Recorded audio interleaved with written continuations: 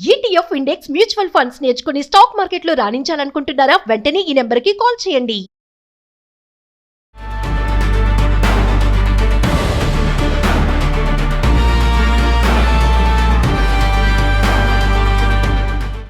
Artificial intelligence ఎటు చూసినా ఎక్కడ విన్నా రోజు రోజుకి ఆర్టిఫిషియల్ ఇంటెలిజెన్స్ మానవ జీవితాల్లో వేగంగా దూసుకు వస్తున్న ఒక సాంకేతిక పరిజ్ఞానం.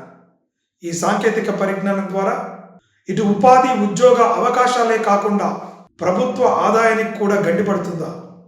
ప్రభుత్వాలకి రాబోయే రోజుల్లో బడ్జెట్ లేక ఇబ్బందులు పడి ప్రజా సంక్షేమ కార్యక్రమాలు చేయలేని స్థితికి వెళ్ళనున్నాయా? ఈ ఆందోళనన్నీ కనపడుతున్నాయి. ఎందుకంటే ఆంథ్రోపిక్స్ అనే ఏఐ వచ్చినప్పుడు కూడా అగ్రరాజ్యమైన అమెరికా కూడా ఆందోళన చెందింది. ఈ యొక్క యాప్లను నిషేధం విధించాలి అనే ఆలోచనలు చర్చలు కూడా ప్రారంభమయ్యాయి. ఎందుకంటే ఇది కేవలం సామాన్య ప్రజల ఉపాధిని కాకుండా శాస్త్ర సాంకేతిక రంగాల్లో పనిచేస్తున్న వారి ఉపాధిని దెబ్బతీయడమే కాకుండా ప్రభుత్వ రాబడికి గండిపడుతోంది. ఏ రకంగా గండిపడుతుంది అనుకుంటున్నారా?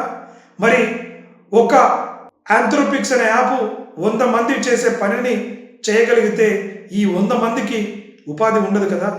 మరి ఉపాధి కోల్పోయిన వీరందరూ ప్రభుత్వానికి పన్నులు చెల్లించే అవకాశం ఉండదు కదా.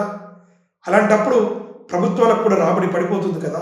ప్రభుత్వాల ఆదాయం కూడా గణనీయంగా తగ్గిపోయే అవకాశం ఉంటుంది కదా. ఏంటి మరి పరిస్థితి? ఈ ఏఐ మానవ ప్రగతికి సాధనంగా ఉండబోతుందా? మానవ పురోగతికి ఒక ప్రతిబంధకంగా తయారున్నగారుందా అనే చర్చ ఈరోజు అన్ని వర్గాలలో జరుగుతూ ఉంది. ఎందుకంటే కేవలం ఒక ఉద్యోగస్తులు వ్యాపారులకే కాకుండా ఇవాళ ప్రభుత్వాల మరగలను కూడా ప్రశ్నించేటువంటి తత్వం ఏర్పడింది. ఎందుకంటే ఏ యాప్ తీసుకున్నా ఒక వీడియో జనరేట్ చేయాలన్నా, ఒక పోస్టర్ తయారు చేయాలన్నా, ఒక అంశానికి సంబంధించి లోతైన విశ్లేషణ చేయాలన్నా, ఒక పరికరం నడపడానికి అవసరమైన కోడ్ను రాయాలన్నా, అనేక సమస్యలకు పరిష్కారాలు చూపించాలన్నా, వైద్య రంగంలో ఆపరేషన్లు చేయాలన్నా, రాకెట్లను విడుదల చేయాలన్నా ఏఐ ఖచ్చితంగా అవసరం పడతా ఉంది. మరి ఏఐ వినియోగం ఇంత పెద్ద ఎత్తున పెరిగితే మరి భవిష్యత్తు ఏంటి? ప్రభుత్వాల ఆదాయాలు పడిపోతే మరి పేద ప్రజల పరిస్థితి ఏంటి అనేటువంటి చర్చ చాలా అవసరం. ఎందుకంటే ప్రతి శాస్త్ర సాంకేతిక పరిజ్ఞానం మానవ మనుగడకు ఉపయోగపడాలి. కానీ ఎప్పుడైతే ఈ యొక్క శాస్త్ర సాంకేతిక రంగాలు మనిషికి పని లేకుండా చేసి కేవలం యంత్రాలు పనిచేస్తే మనుషులుగా కేవలం కూర్చొని తినగలిగే పరిస్థితి ఉంటుందా అంటే అది కూడా ప్రశ్నార్థకం. ఏ పని చేయకుండా యంత్రాల ద్వారా శాస్త్ర సాంకేతిక పరిజ్ఞానాల ద్వారా పనులు చేయించి మనుషులకు అవసరమయ్యే కనీస ఆదాయాన్ని ప్రభుత్వాలే రాబోయే రోజుల్లో అందేవనున్నాయా? ఇట్లాంటి కనీస ఆదాయాన్ని గనక ప్రభుత్వాలు ఇస్తే మరి ప్రజల ఆరోగ్యం ఏ విధంగా ఉండనుంది? వారు ఆలోచించగలుగుతారా? పని చేయగలుగుతారా? ఏ రకంగా సమాజంలో మార్పులు చోటు చేసుకుంటాయండి అనేటువంటి ఆలోచన ఆందోళన కూడా కలుగుతూ ఉంది.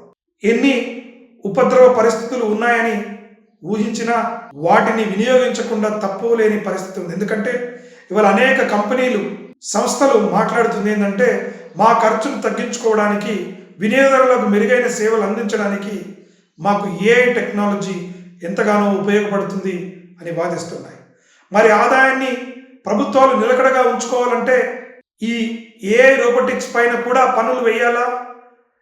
ఒక రోబోటిక్స్ ఎంతమంది పనిని రిప్లేస్ చేస్తే అంతమంది సంబంధించిన ఆదాయానికి సంబంధించిన పన్నులను ఏఐ వాడకం ద్వారా చేస్తున్నటువంటి సర్వీసెస్కి సంస్థల నుండి పన్నులు సేకరిస్తే మరి ఈ సమస్యకు గట్టెక్కుతుందా అనే ఆలోచన కూడా మొదలైంది. ఎందుకంటే ఒకవేళ ఈ రోబోటిక్స్ వీటన్నిటినీ వాడకం ద్వారా తమ యొక్క నాణ్యతను, ఉత్పత్తిని, ఉత్పాదకతను పెంచుకోవాలని చూస్తున్నటువంటి సంస్థలు ఇటువంటి ప్రతిపాదనను తీవ్రంగా వ్యతిరేకిస్తున్నాయి. మేము ఏఐని వాడుతుందే ఖర్చులు తగ్గించుకోవడానికి, నాణ్యమైనటువంటి సేవలను, వస్తువులను అందించడానికి. మీరు ఈ రకమైనటువంటి పైన కూడా పన్నులు వేస్తే మరి వ్యాపారాలు సాగేటట్లా అనేటువంటి ఆందోళన కూడా ఈ రకాల వర్తకుల నుంచి వస్తున్న పరిస్థితి కనబడతా ఉంది. ఏది ఏమైనా శాస్త్ర సాంకేతిక పరిజ్ఞానంలో వస్తున్న ఈ యొక్క కొత్త వినూత్నమైన విప్లవాత్మకమైన మార్పు ఇటు సామాన్య ప్రజల ఉపాధిని దెబ్బతీస్తుంది అనే ఆవేదనతో పాటు ప్రభుత్వాల ఆదాయానికి కూడా తీవ్రంగా గండి పడుతుంది, తద్వారా సంక్షేమం అటకెక్కుతుందనే భయాందోళనలు కూడా ఉన్నటువంటి నేపథ్యంలో ప్రపంచ దేశాలన్నీ కూడా ఈ అంశాలపైన తీవ్రంగా అధ్యయనం చేసి మానవ మనుగడకు ప్రశ్నార్థకమయ్యే సాంకేతిక పరిజ్ఞానానికి కొంత అవసరమైతే ప్రతిబంధకాలు కల్పించాల్సిన అవసరం కూడా ఉంటుంది. అప్పుడే మనిషి ఆదాయము ఆరోగ్యము రెండు కూడా అందించిన వాళ్ళము అవుతాము. లేనట్లయితే ప్రజలు ఈ ఆర్టిఫిషియల్ ఇంటెలిజెన్స్ ద్వారా మరిన్ని సమస్యలను ఎదుర్కొనే అవకాశం ఉంటుంది.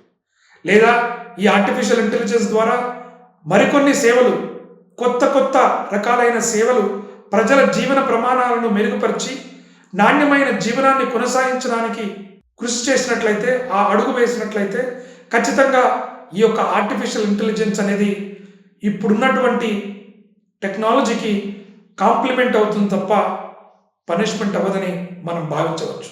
కాబట్టి ఏది ఏమైనా నిరుద్యోగ విద్యార్థి యువకులు కూడా శాస్త్ర సాంకేతిక పరిజ్ఞానంలో వస్తున్న మార్పులను అందిపుచ్చుకొని తమ యొక్క వృత్తిలలో వినియోగించుకొని ఆ ఆచరణీయమైనంత మేరకు, శాస్త్రీయమైనంత మేరకు, అవసరమైనంత మేరకు వినియోగించుకున్నట్లయితే మెరుగైన అవకాశాలు ఏర్పడడానికి ఆస్కారం ఉంటుంది.